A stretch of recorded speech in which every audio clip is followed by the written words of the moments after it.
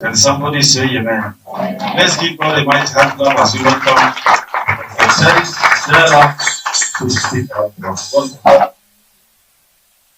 Romans chapter 8, verse 31. And I want to talk about what shall separate us from God, the love of God. Amen. What shall we say? What shall we then say to these things? If God be for us, who can be against us? That was a reason Paul wrote this. Oftentimes when we go through things, we feel as though someone can defeat us. We feel as though the circumstances that we go through can defeat us. We feel as though what people say can defeat us. But he said, what shall we say to these things? What things? The things that we're going through. Because if you recall before then in verse 28, he said, well, we know all things work together for good. So when people are going through things, they begin to wonder what kind of good can it be? Can this suffering be good? Can this pain be good? Can this distress be good? So he said, what are we going to say about this? He said, but if God be for us, who can be against us? The reason he said that is because God is the power that helps us to overcome every situation. Now, as I was on the way from in town, the car stalled. The check engine light came on, and it didn't have any power, it wasn't running. Then the brakes were rubbing and making noise. So I said, okay, Lord, you with me. I stopped it, cut it off, cut it back on. Sometimes when you're on a mission, the devil puts things in your path to discourage you. That's his purpose. He doesn't necessarily want to stop you. He wants to make you ineffective when you get where you're going. He wants to make you upset so that you're unaffected. So, but he said, but Paul he asked him a question. Who can be against you? The devil has no power against us unless we give him the power. He wants it. He wants the power to. But when we're in God's hand, unless we step out of God's hand, he can't do nothing against us. Then he said, he began to talk about he that spared not his own son. Well, we know that was Jesus. Which one of us love others so much we sacrifice our own child? Knowing that they hate, because people hate God. There are people that don't care about God. There are people that hate you, and they hate the God you serve. But it said he didn't even spare his own child. I would not give my child for you. But he gave his only begotten son. It said he didn't spare his own son, but delivered him up for us all. That's verse 32. How shall he not with him also freely give us all things? We live in deep our privileges because we don't seem to know what our privileges are. As an heir to the kingdom, we have a right to receive everything Jesus received. And as the seed of Abraham by faith, we have the right to receive what Abraham received. I know when we think about the Jews, we think about them as a poor people, having nothing, struggling, hungry. That's not true. The only time Israel had a problem was when they sinned against the God of Israel. When they didn't sin against God, they were blessed. Abraham went into Egypt with a few people and Sarah. He came out with cattle, he came out with dogs, and he came out with Hagar. The Jews are not a poor people. They are blessed people. And we are spiritual Jews. When we believe against the impossible, when we believe that something that's impossible to happen can happen, that's faith. And when we believe that, God will do it. As long as it's in his word. That means you have to know his word. If you don't know his word, you don't know what he promises. His word tells what he promises. But he gave them up freely and gave us all things. What things? The power to become. That's in John 1st chapter, verse 12. He gives you the power to become his son. Well, if you become his son, he loves his son. But he loved us more than he did his son when he gave him up for us. Then he says, who shall lay any, that's verse 33, who shall lay anything to the charge of God's elect? It is God that justifies. You know what that's saying? That regardless of what I think of you, or what I think of you, or what I think of you, or what I think of you, or what I think of you, it's what God thinks of you that matters. Because I want to see the outward. I want to see what you present to the world. But I don't see your heart. I can't even see your thoughts unless you speak them out. But he said here, who's able to bring a charge against us? Satan tried to do it in the book of Job. When he went before God with the sons of God, God asked him, where you been, Job? He said, going to and fro up and down in the earth. He said, have you considered my servant Job? Sometimes what you're going through is because God highly favors you and he knows you can handle what you're going through. He knows you have the strength, the ability to stand it. He knows that whatever comes, you step over it. You'll make the stumbling block. A stumbling block is something in front of you that you trip over. He knows that you'll take those things that you trip over, and instead of tripping over, you'll step on and go a little high. You'll step over it and go a little further. He's not going to allow the devil to do something to destroy you unless you don't fight for yourself. Any trial he allows us to go through is because he wants to strengthen us and take us to the next level. You don't get education if you go to school and you start in primary, I guess that's what's called primary 1, first grade. What are you going to learn if everything you were taught is in the first grade? What are you going to learn? Nothing. If you get to the 5th grade, what? We call them grades. If you get to primary 5 or whatever you call it, if everything you're taught is just on that level, what will you learn? When you get to Form 3, you should know more than you did in primary 2. That's the way it is with spiritual things.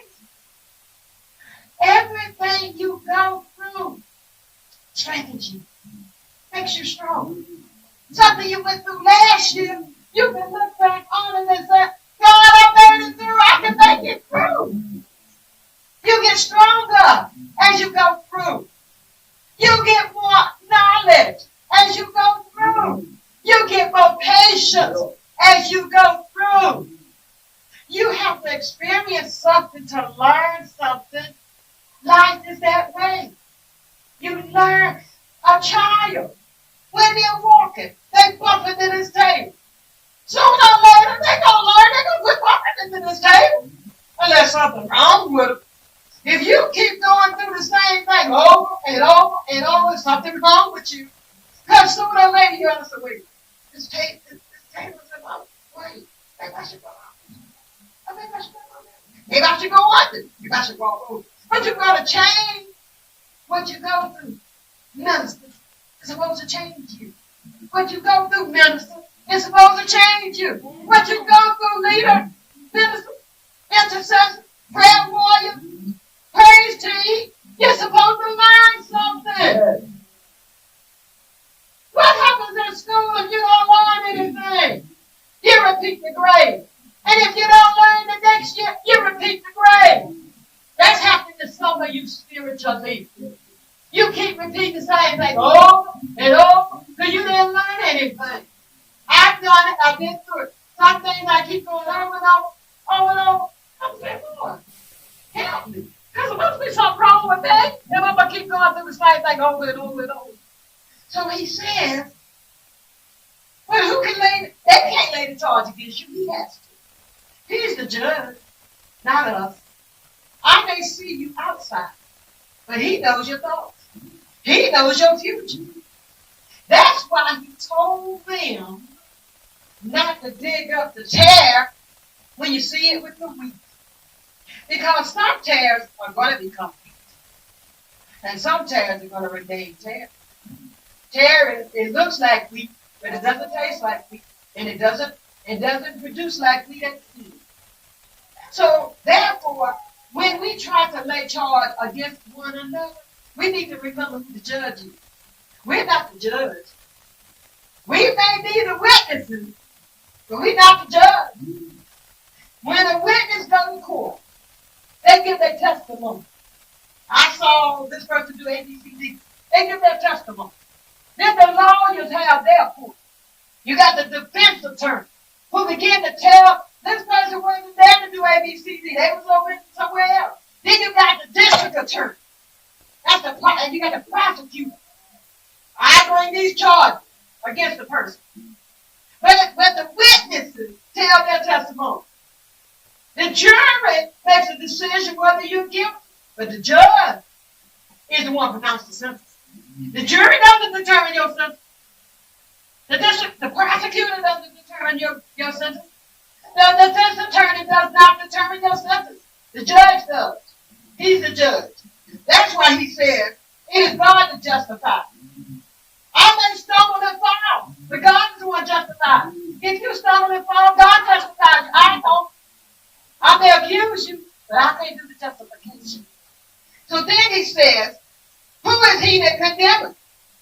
Well, we already know we like condemning one another. Don't we? That's verse 34. We like to condemn one another. We like to say who's not right, who's not born again. How do you know? There are some people out there who don't even come into the church building act better than some of these people inside the church building. When you see a drunkard out there, he shares his liquor. How many of y'all share your God? When they're out there smoking marijuana, bang, or whatever y'all call it over here, we call it marijuana. When they smoking marijuana, there's a I'm serious, they share with one another. And sometimes they do shotgun. I don't know if you know a shotgun. You must know I know about this. Shotgun is where one hand and they blow it in there, they put it in another mouth. That's called a shotgun. Y'all on TV, I know about this. That's called a shotgun. When you're in a room with them and they smoking and you not, they call that a contact. Because you got contact from the smell. But they share with one another. They all getting high together. They say, yo, man.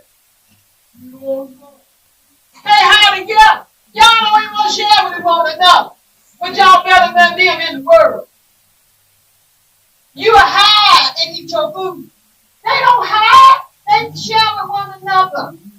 So here it is. Who doing the condemning? Most of the time, it's people go to church condemning others. The world don't condemn each other. Then he says, it is Christ that died, yea, brother, that is risen again, who is even at the right hand of God, who also made intercession for us. God died for us. I did not. He died for us. So it says, he's at the right hand of God. The right hand. The sheep on the right hand, who on the left hand? Go.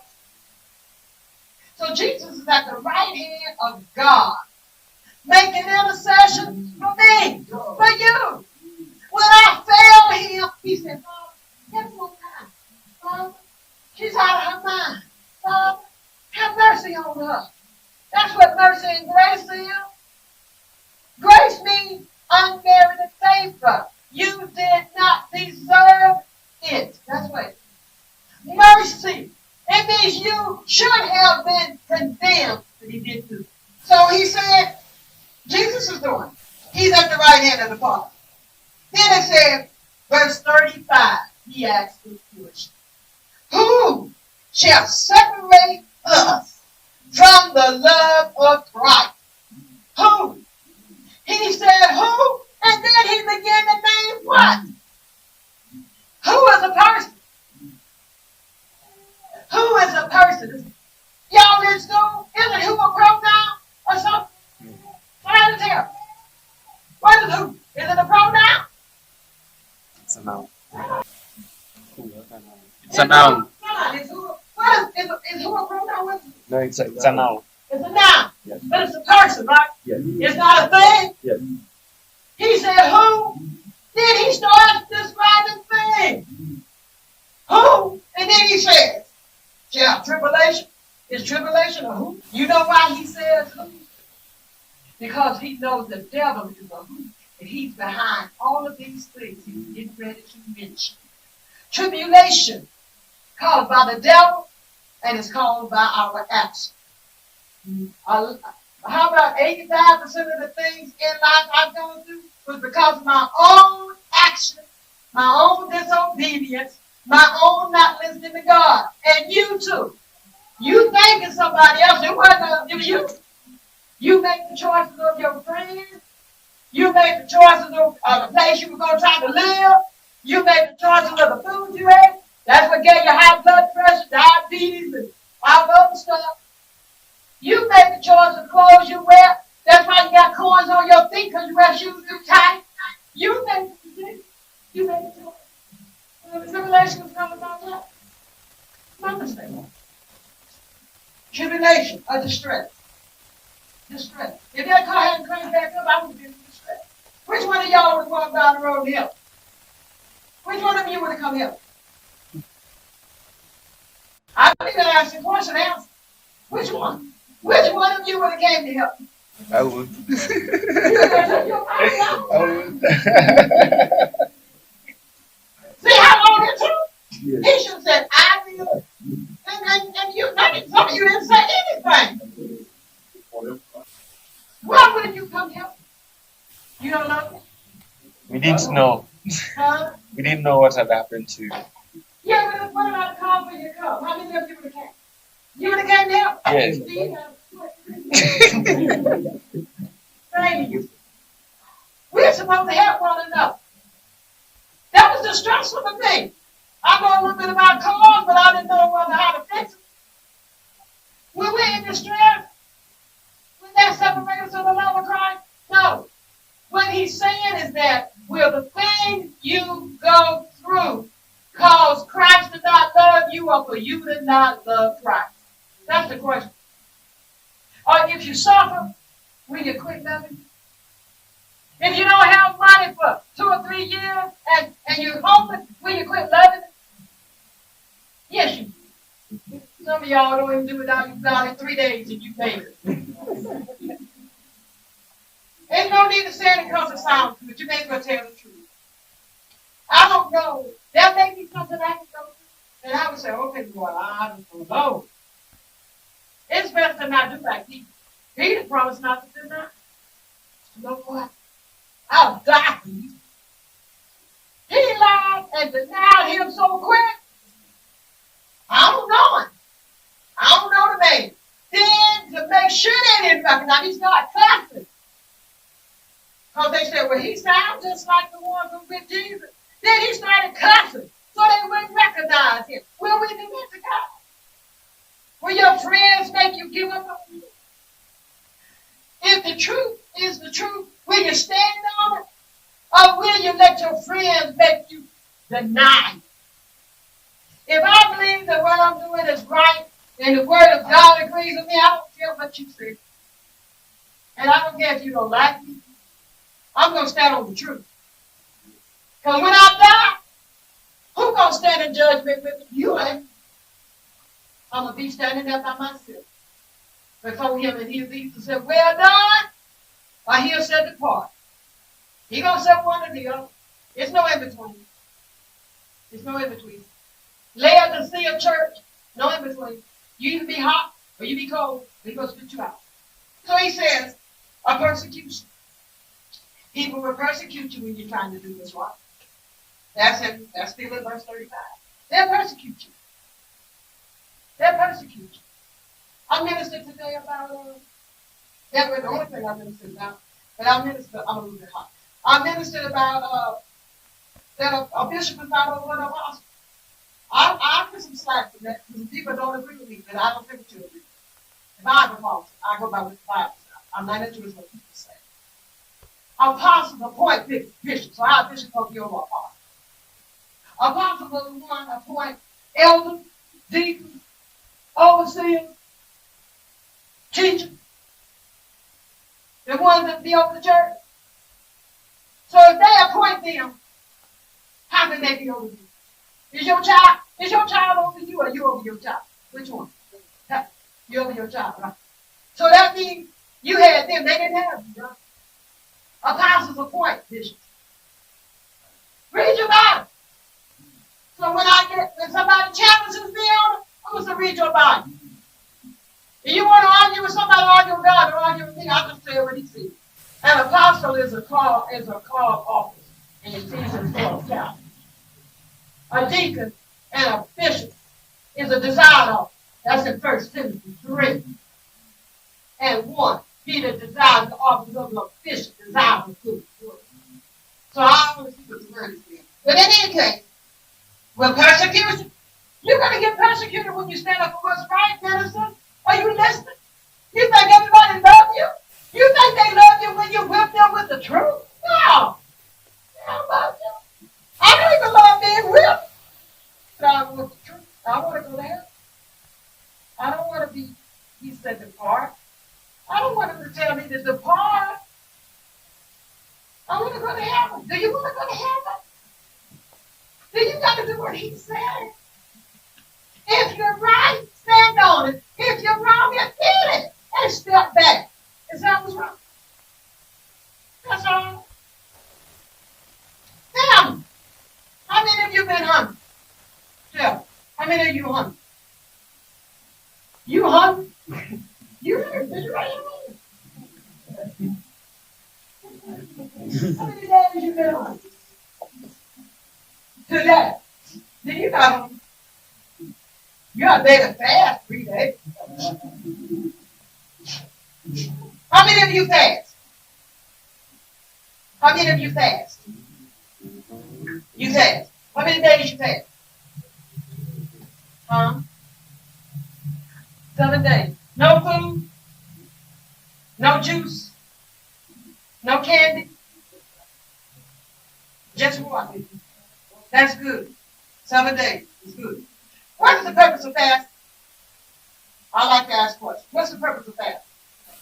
Interconnect more with God. What? Interconnect more with God. You do what? Interconnect. Interconnect. Okay. I can accept that. So, give me somebody else to answer me. What else? What's the purpose? The purpose of fasting is to subject our body so that the spirit can be connected and be allowed to connect with God. Yeah, that's kind of what it is. Break the bands of wickedness.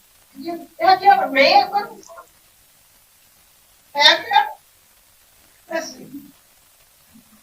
Isaiah chapter 58, verse 6. If you ever want to know what fasting is for, it's right there. Isaiah chapter 58, verse 6. Is not this the fast that I have chosen? God is saying this because of all the wrong reasons people fast. So he's telling them what they fasting for. To loose the bands of wickedness. On who? On you. You don't think you wicked. You don't think you wicked woman of God. Woman of God over there. Minister Rebecca. You don't think you wicked? Yeah, we do. That's real. You don't think you wicked? Prophet is dead. You don't think you wicked? Yes, I'm wicked. Even when I try to do right, there's unrighteousness in me. I know that. That's why I continue to struggle. When you don't think you're wicked, you're going to deceive yourself. Jesus said there's no good thing in the flesh.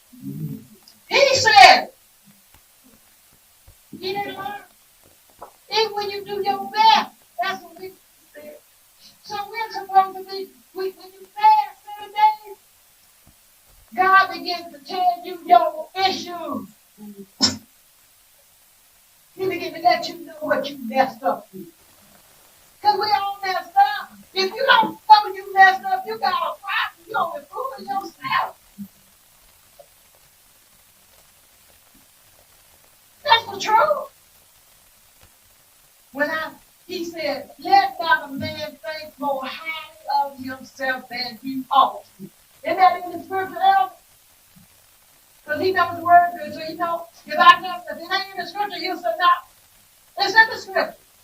Because we have to, guess what? And Jeremiah said the heart is wicked and deceitful above all things. Who can know it? God knows the heart. We think we right, minister. We be thinking we right. But sometimes we be wrong. It's to break the bands of wickedness. To loosen. To undo the heavy burden. To let the oppressed go free. And that you may bring them to you. That's the purpose of that. It's not to get a house. It's not to get a car. It's not even to get a ministry. It's to be effective in ministry. But it's not to get a ministry. We have to know you don't fast for things. You fast to get yourself. When you fast. At the end of those 7 days, didn't you learn something about yourself that you did? The first day you're usually mad because you're hungry. By the third day you're not hungry. But then God begins to speak to your spirit. He begins to show you. He begins to reveal to you things you need to move around. Go through and go over and go on. He begins to show you yourself. If you fast 7 days and all he do is show you other people, I begin to wonder you really fast. Because he's going to show you first. He's going to show you yourself. When I fast, he shows me. Sometimes I don't like what I see. Sometimes I don't like what I see. That's your purpose to change. So then he said, peril, nakedness, it says nakedness, peril, or sword. As it is written, verse 36, Romans 8, chapter, verse 36. For thy sake we are killed all the day long. We are counted as sheep for the slaughter. Because when you're trying to do the will of God, people will want to kill you.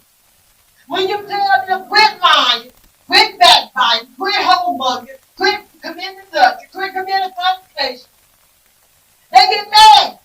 Brother, they get mad. When you tell them, God, all liars going in the lake of fire, they get mad. They know they're a liar. Why don't they just admit to themselves, I'm a liar, I'm going to live a life I don't change. But now they get mad. They get mad at the messenger. Do you know what's happening? You're fighting against God when you get mad at the truth. When you get angry and reject the truth, you're rejecting God. You're not rejecting the preacher, the elder, the leader. You're rejecting God. How you don't go to heaven with a God you have rejected? If you don't want the truth now, what makes you think you're going to? Why would he want you in heaven if you don't want to hear what he has to say? He threw Lucifer out. You don't think he let us in? He says, we're killed all day long. What does that mean? As I let go of me, as I lay aside, that's in Hebrew, as I lay aside every weight and sin, Hebrews 13, as I lay aside every weight and sin that so easily beset me, I have to run this race with patience. Lay aside the weight. Because the weight holds me back. What is the weight? He said that weight and sin of unbelief. God wants us to come together and have it. We have a healthy back. He wants us to have victory. But he don't want any more Lucifers up there. He don't want to throw anybody else out. He just won't let them in. He made a place for them. He threw Lucifer down on the earth. Then he made Sheol, which was hell. Then he made the lake on fire. So they got to be Then he said, We are counted as sheep for the slaughter. What is that? People kill a sheep to eat. People want to destroy you so you can't. They want to destroy you so you can't sing. They want to destroy you so you can't pray. Thank you. Last verse. No. Name means no. In all these things, all these things he just said, we are more than conquerors. You know what that means? That means that he loves us so much that all we have to do is say, I'm sorry. Forgive me. That's all. Lucifer didn't have that opportunity. The third of the angels that were kicked out of heaven, they don't have that opportunity. He said, forgive me. By himself. But we do. That's why he said, our Father which art in heaven. Be thy name, thy kingdom come, thy will be done on earth as it is in heaven. Forgive us. Forgive us this day our daily bread. Forgive us our debts so we can give our debts. Why? Because he gave us forgiveness. So in all this, no matter what you're going through, no matter what you have done, you're coming. But you got a chance. He forgives us. He gives us a chance. To a certain point. A certain point. At some point, he pulls back his grace. He pulls back his grace. We don't want to get to that point of a reprobate mind. Conscience see it with a hot iron. We don't want to get to that. Keep your conscience tender. When the Holy Spirit convicts you of something, take care of the bad way. Don't let days go by. Repent right away. So, what shall separate you from the love of Christ? Don't let nothing